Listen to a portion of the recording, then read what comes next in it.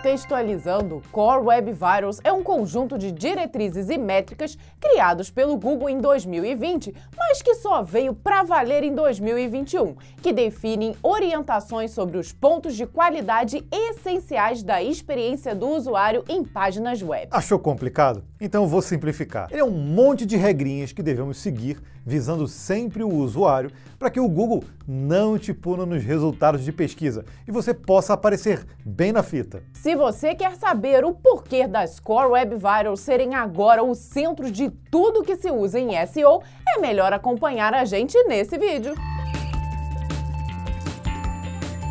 Seja bem-vindo ao Código Fonte TV. Dizem que se a gente falar o nome do canal logo no início do vídeo e também pedir um like, estamos influenciando no SEO do vídeo. Será que é verdade? Não sei, mas a gente faz mesmo assim, sei lá, né? Vai que funciona. Quando se trata de SEO e ranqueamento nos resultados orgânicos do Google e do YouTube também, tudo parece ser magia, mas não é bem assim não. Quando se começa a estudar os temas que são relacionados a SEO, a gente percebe que é pura técnica e estratégia. No caso do YouTube, por exemplo, é recorrência. Por isso estamos aqui desde 2016 publicando semanalmente conteúdos educacionais na área da programação e ganhando novos inscritos com consistência. E como sempre contamos com a parceria da HostGator. Nós usamos servidores dedicados e também o VPS, que tem um excelente custo-benefício. Se você precisa tirar seu projeto do papel, conte com as soluções de hosting da HostGator. Tenho certeza que ela irá te atender muito bem. Ainda mais com o desconto dos CDFs aqui. Para garantir ele, é só usar o nosso link especial logo aqui na descrição do vídeo. Quando falamos em Core Web Vitals, nós estamos falando das diretrizes mais importantes do Web Vitals, que também é um conjunto de métricas do Google que trata sobre as experiências dos usuários enquanto navega na web. A primeira vez que eu ouvi essa definição, fiquei pensando se o SEO tinha trocado de nome ou algo nesse sentido, mas depois, vendo mais a fundo, eu fui percebendo que não era isso. Eles têm relação, mas o Web Vitals é algo realmente conectado com a UX, ou a User Experience. Exatamente. Alguns anos atrás, SEO era um bando de coisas que você fazia que te ajudava nos resultados de pesquisa. Depois que o Google, acho que em 2012, afirmou que o conteúdo era rei, tudo mudou. Antes, o que era muito subjetivo passou a ser essencial. Quer um exemplo? De baixo para cima, a gente tem aqui algumas características que ajudam a identificar os sinais de uma boa experiência para o usuário e, consequentemente, boa experiência também para o ranqueamento. Não ter interstitials intrusivos, que são aquelas janelas ou elementos que aparecem entre uma página e outra,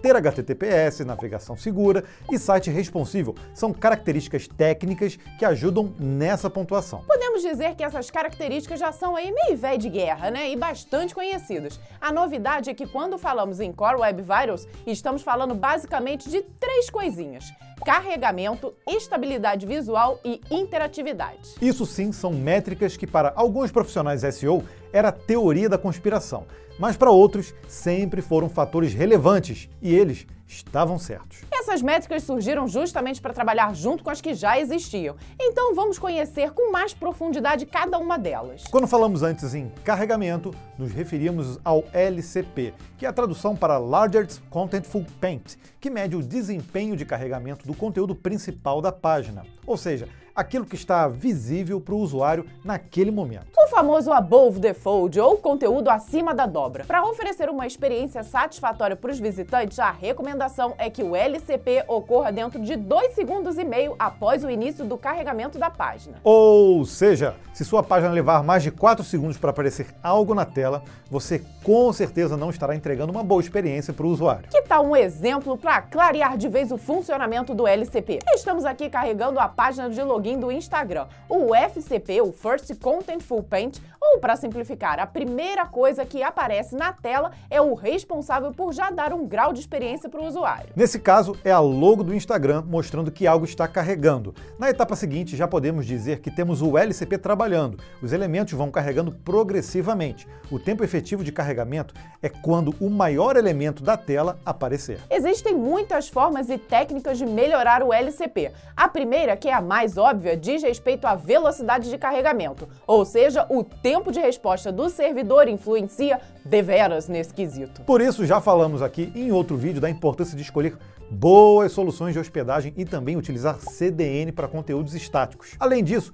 o CSS e o JS podem bloquear a renderização, o que eleva o tempo de carregamento. Podemos agora partir para o CLS, que significa Cumulative Layout Shift e tem relação com a estabilidade visual. Esse conceito de estabilidade visual tem relação direta em como o layout modifica durante a vida útil da página. A pontuação recomendável do CLS é que seja inferior a 0.1. Essa medida é uma referência de quanto um elemento é movimentado a partir da primeira posição em que ele aparece para o usuário. Sabe quando você está carregando uma página e a imagem do cabeçalho ainda não apareceu, mas você já vai atrás daquele seu botãozinho de se inscrever e quando tenta clicar nele, a imagem joga o botãozinho para baixo? Pois é isso. O quanto os elementos se movimentam durante esse loading é o que deve ser evitado ao máximo. O design e o UX são componentes vitais de uma boa experiência. Quer ver um usuário irritado e frustrado? É criar uma página web que muda o elemento de lugar enquanto o usuário está lendo. O CLS ajuda os desenvolvedores a determinar se as imagens ou links mudam na página para que os proprietários de sites possam melhorar a usabilidade, aumentar as taxas de cliques e, consequentemente, melhorar o engajamento, lead e até as vendas.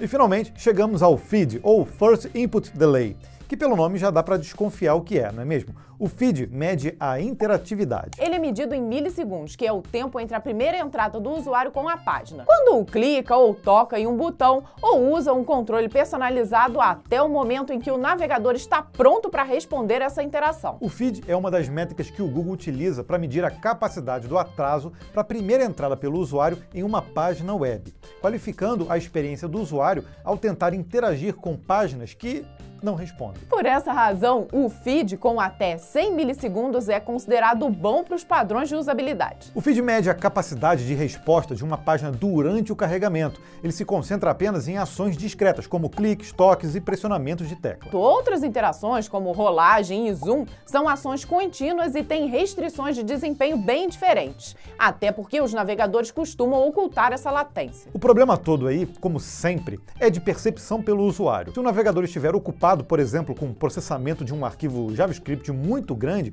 e com isso impedindo de o usuário executar ações simples, isso gera um impacto negativo no feed. O feed se concentra justamente na capacidade de resposta ou response de um modelo chamado Rail, que ajuda a medir a performance na percepção do usuário. O Rail é dividido em 4 partes: Response, Animation, Idle e Load. Esse modelo divide a experiência do usuário em ações chaves, como tocar, rolar, carregar e ajudar a definir metas de desempenho para cada uma delas. Nesse modelo, o interessante é saber que, de forma geral, existe uma percepção de atraso na performance que impacta diretamente na experiência do usuário. Além de desenvolvedores, todos nós também somos usuários e, empiricamente, nós já sabemos quando alguma aplicação está meio enrolada na resposta. O Rail, inclusive, possui uma tabela bem interessante que serve como um balizamento na performance UX. Olha só! Entre 0 e 16 milissegundos estão o que chamamos de movimentos e animações. Os usuários são excepcionalmente bons em rastrear movimentos e não gostam quando as animações não são suaves. Eles percebem as animações como suaves desde que 60 novos quadros sejam renderizados a cada segundo. Isso é, 16 milissegundos por quadro, incluindo o tempo que leva para o navegador pintar um novo quadro na tela, deixando um aplicativo de cerca de 10 milissegundos para produzir um quadro. Entre 0 e 100 milissegundos é o tempo para uma ação de um usuário. É necessário responder às ações do usuário dentro dessa janela de tempo para que os usuários sintam que o resultado é imediato.